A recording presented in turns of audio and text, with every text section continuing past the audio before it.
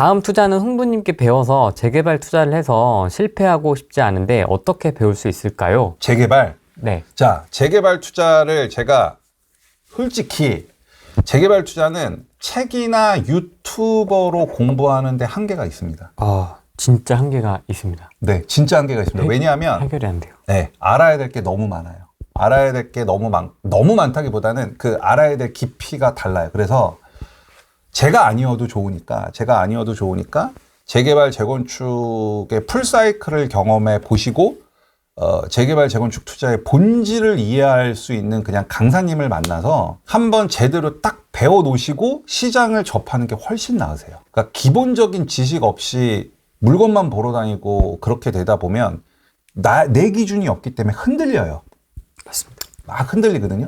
그러니까 결과적으로 내 투자의 기준을 명확히 잡아놓는 게 굉장히 중요하거든요. 근데 그 기준을 잡기 위해서 책이나 유튜브는 한계가 너무 많아요. 그리고 그 사실 강사 입장에서도 정말 크리티컬한 핵심 사항은 유튜브 나와서 얘기할 수가 없거든요.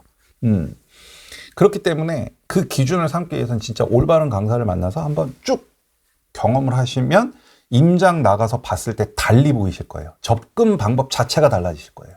그렇게 조언 드릴 수 있겠어요. 조금 다른 얘기인데요. 재개발은 왜 이상한 사람이 많아요? 아니, 아파트 시장도 그런데 재개발은 이건 완전 더 더러워. 재개발, 특히 초기 재개발 시장이 진짜 양아치들이 너무 많아요. 응. 너무 많아요. 양아치들 너무 많아요. 심해. 너무 싫어요. 전 너무 싫은데 그 이유가 뭐냐면 정보 자체가 되게 폐쇄적이에요. 그러니까 일단은 첫 번째 조합원 분양가 비례율해서 아까도 말씀드렸다시피 어렵잖아요. 그러니까 투자자가 그거를 이해하려고 공부를 해서 이해하려는 투자자들도 있지만 그런 게 귀찮은 투자자들도 많아요. 그러니까 한마디로 뒷박 가기가 좋아요. 네. 아파트는 그냥 뻔하잖아요. KB시세, 뭐 지역 흐름, 옆에 뭐가 들어와 이런 거니까. 근데 재개발은 아까 제가 벌써 오늘만 얘기해도 공사비면 이런 거 되게 그 다음에 조합원 분양가 비례율, 권리가 이런 거 얘기하면은 잘 모르시는 분들은 막 머리 빠지거든요. 그래서 상대방을 설득시키기에 되게 좋아요. 뭐 그러니까 예를 들어 우리가 막 의사 선생님을 만나러 가면 의사 선생님 막 그 전문 의학 용어 써서 막 하면 하나도 못 알아듣는데 되게 그럴싸해 보이잖아요. 그런 거랑 똑같은 거예요. 그러니까 그냥 의뢰 전문가려니 이 사람 말이 맞겠거니. 그래서 상대방을 속이기에 좀 좋은 영역이고, 둘째는 특히 초기 재개발 시장 같은 경우는 꼬시기가 너무 좋아요. 왜? 실투자 금액이 작아. 2천만 원. 2천, 3천인데 나중에 여기가 아파트가 된대. 20억 번대요. 그렇죠. 얼마나 좋아. 얼마나 좋아. 한 2, 3천만 원 투자해서 20억 번다고 하는데 누가 안 넘어가요. 네. 그러니까 정보의 비대칭성, 그 다음에 정보 자체가 좀 어려우면, 그 다음에 투자 수익을 굉장히 뻥튀기. 저 맨날 사업 리스크 얘기하거든요. 5억 그냥 먹는 게 아니라고요. 사업 리스크가 있는 거니까 먹는 게, 세상에 공짜가 어디냐고. 그러니까. 네, 공짜가 어딨어. 리스크를 좀 얘기해주고 그렇게 좀 뻥을 치면 그래도 뭐 그럴싸하다 뭐 그렇죠. 이렇게 속아줄 텐데 좋은 것만 얘기해. 장밋빛만. 그렇지. 아파트가 됩니다. 그렇죠. 이게 여러분 새 아파트가 되면 이게 얼마인지 아세요? 이러면서. 그렇죠. 누가 책임질 거예요. 그래서 너무 뒤통수 치기가 좋은 영역이에요. 제가 항상 그래요. 저도 믿지 말라 그래요. 맞죠? 수강생 여러분. 제가 수업 시간에 그러잖아요. 나도 믿지 말라고. 여러분들 스스로 투자할 수 있는 기준, 그 다음에 명확한 그 본인만의 그게 있어야 돼요. 투자 철학이. 그렇지 않고는 재개발 쪽, 특히 빌라 시장 잘못 건드리면 평생 고생해요. 이런 재개발 강사 좀 걸러라 이런 거 있습니까? 어떤 유형이 있습니까? 이 물건을 사면 마진은 얼마고, 그런데 리스크를 얘기해 주시는 분이라고 하면은 저는 괜찮을 것 같아요. 리스크를. 사실 정규 강의에서 어떤 특정 재개발 사업장의 리스크를 얘기하는 건 되게 부담돼요. 저도. 왜 그러냐면 내 수강생분들 중에 거기 조합원이 있을 수 있잖아요. 근데 내가 거기다 얘기하는 거 진짜 부담되거든요. 그래서 저는 보통 임장을 같이 나가면 그 지역의 리스크를 있는 그대로 말씀을 드리는 편이거든요. 임장 오신 분들. 그러니까 여러분들이 걸르실 때는 리스크를 얘기해 줘야 돼요. 그 리스크는 아까 말씀드렸다시피 세 가지.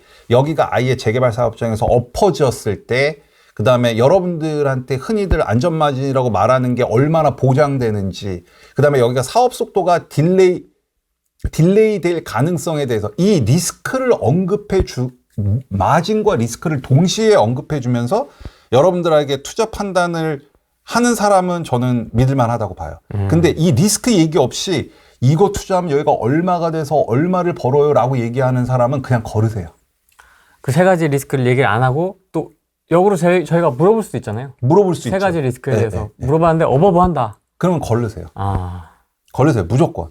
투자는 무조건 리스크가 동반되기 마련인 거고, 특히 재개발은 아파트와 달리 다른 유형의 리스크들이 많기 때문에 그 리스크를 얘기 안 해주는 사람은 그냥 연을 끊으시는 게 좋을 것 같아요. 흥부님은 어떻게 사업 리스크를 구분하고 고려해서 투자를 하시는지 세 가지가 있습니까? 사업 리스크 세 가지예요. 자, 하나는 15억짜리 아파트 옆에 있는 신축이 15억인데 내가 여기 투자하면은 총매매가 내 집 마련 총매매가 10억이야. 그럼 난 5억 마진 보부지금 들어가죠.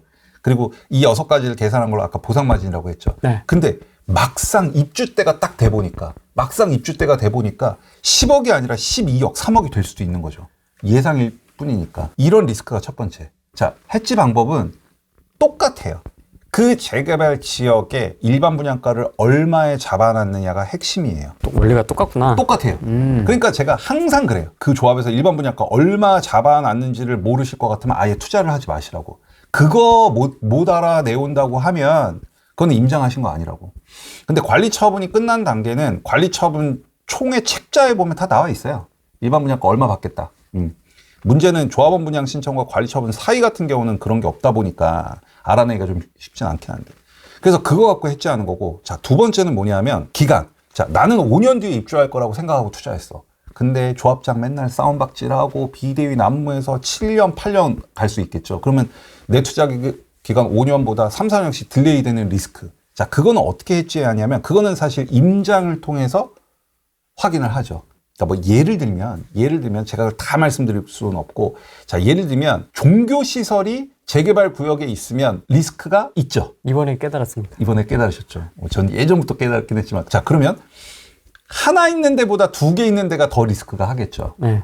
이런 식. 그 다음에 예를 들어서 종교시설이 구역에 한 가운데 있는 종교시설과 사이드에 있는 게 또 다르겠죠. 가운데 있으면 깝깝하다. 그렇죠. 사이드에 있으면 그냥 재척시켜버리면 되고. 자, 그리고 그러면 예를 들어서 둘 다 가운데 한 채만 있어. 그러면 저는 또 뭘 보냐? 예배 시간을 봐요. 예를 들어 예배 시간이 많으면 저는 이렇게 그 종교시설 앞에 가면 이렇게 예배 시간 쭉쭉쭉쭉 돼 있잖아요. 예배 시간이 많다는 얘기는 신자가 많다는 얘기죠. 예배 시간이 적다는 얘기는 신자가.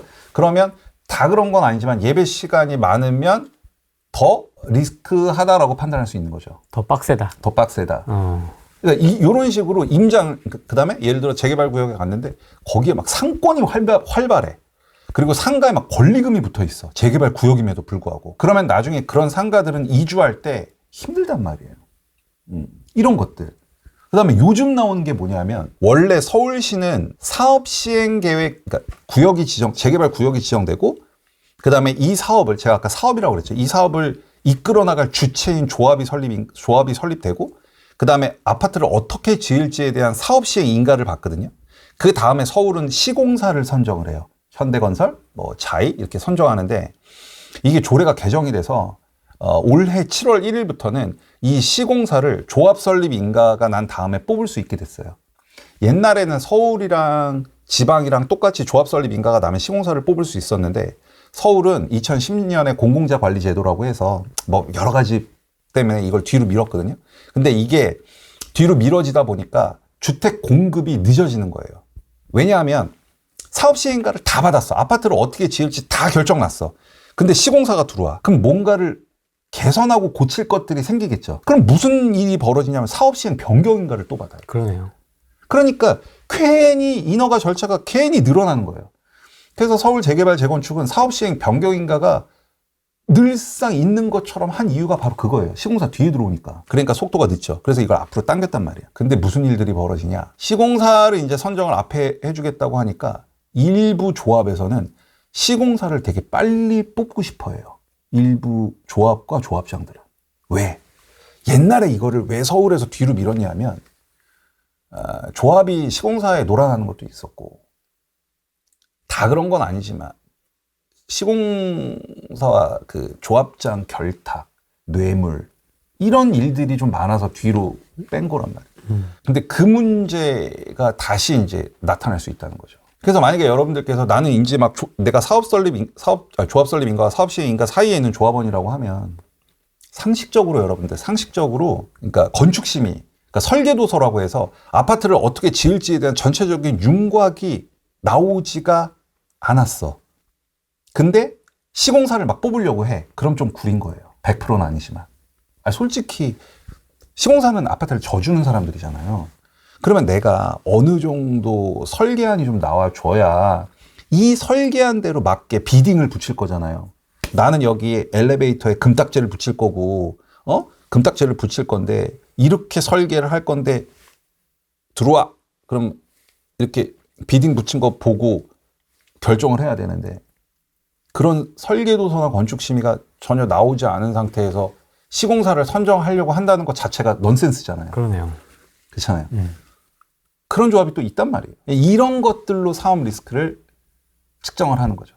그 다음에 마지막은 뭐냐면 내가 결국 재개발에 빌라를 산다는 얘기는 거기에 나중에 미래에 신축될 아파트를 지금 산다는 얘기잖아요. 근데 거기가 아까 일몰제 걸려가지고 구역이 완전히 해제돼 버렸어. 데미지 엄청 크죠. 그걸 볼 줄 알아야 돼요. 그래서 제가 아까 일몰제 말씀드린 거예요. 일몰제 요건이 어떤지, 일몰제는 언제 발생이 되는지. 그러면 이제 일몰제 같은 경우는 이런 거죠. 어느 조합이나 비대위는 있게 마련이에요. 사실 비대위가 없는 조합은 없거든요. 그럼 여러분들께서 비대위의 성격을 봐야 돼요. 비대위에는 두 가지가 있어요.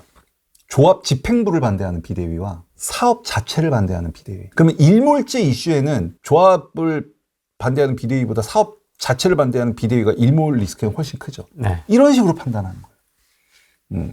그러면 예를 들어서 일몰제가 딱 걸렸을 때, 일몰제가 탁 걸렸을 때, 그러면 어느 사업, 어느 물건이 많이 된 곳들이 더 리스키하냐. 이런 것들도 좀 보는 거죠. 그러면서 사업 리스크 세 가지를 진단하는 거예요. 무조건.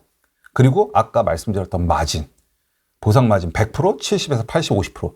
이 두 개를 딱 보고 투자를 결정하는 거죠. 아까 5억짜리 10억 얘기해 주실 때는 좀 뭔가 달콤했는데 이제 이 얘기를 들으니까 좀 경각심이 생기네요. 하기 싫어지셨나요? 주의해야 될 것들이 많죠? 많네요. 네. 그러니까 제가 늘 말씀드렸다시피 무슨 땡땡 구역 뭐 3억이면 들어갑니다. 투자하세요. 정확히는 땡땡 구역 초기 투자금 3억 갖고 오시면 내 집 마련 총 금액은 얼마고 인근에 있는 신축이 얼마기 때문에 마진은 이 정도 나오고 그리고 이 조합에서 갖고 있는 리스크는 이런 게 있어서 사업 속도는 어느 정도 늦어질 수도 있으니 투자하시겠습니까? 이게 정상이에요. 왜냐하면 재개발, 재건축은 무조건 사업 리스크가 있기 때문에. 프레임 제가 첫 투자가 2009년이라고 했잖아요. 네. 지금은 재개발, 재건축 물건을 되게 많이 갖고 있는데 제 그 정비사업 첫 투자가 2009년인데 그게 조합 설립 인가가 막 난 곳에 물건을 샀거든요. 그러면 저는 그 물건을 갖고 있으면서 조합 설립 인가 막 그때 샀으니까 이제 그 다음에 각종 영향평가라는 걸 받아요. 교육 영향평가, 교통 영향, 각종 무슨 영향평가 그거 다 봤죠. 그 다음에 건축 심의, 우리 아파트 어떻게 지을래 하는 거 다 봤죠. 그 다음에 사업 시행인가 받는 거 다 봤죠. 감정 평가하는 거 다 봤죠. 조합원 분양 신청하는 거 다 봤죠. 이거 가지고 관리 처분 하는 거 다 봤고, 그 다음에 조합원 동호수 추첨도 직접 해보고, 그러니까 이 풀사이 지금 현재 거기 들어가 살고 있고. 그러니까 저는 지금 예를 들어서 뭐 조합 설립 인가하는 사업장이 있다. 그러면 얘가 앞으로 어떤 사업 단계를 거칠지가 보이고, 그러면 무슨 문제가 일어날 거라는 게 보여요. 왜냐하면 저는 다 경험을 했으니까. 앞으로 여기서는 이런 문제들이 발생이 될 거야 라는 게 보여요. 그렇기 때문에 이제 그런 조언이 되는 거죠. 조언이 되고 그래서 제가 사업 리스크를 진짜 많이 강조하는데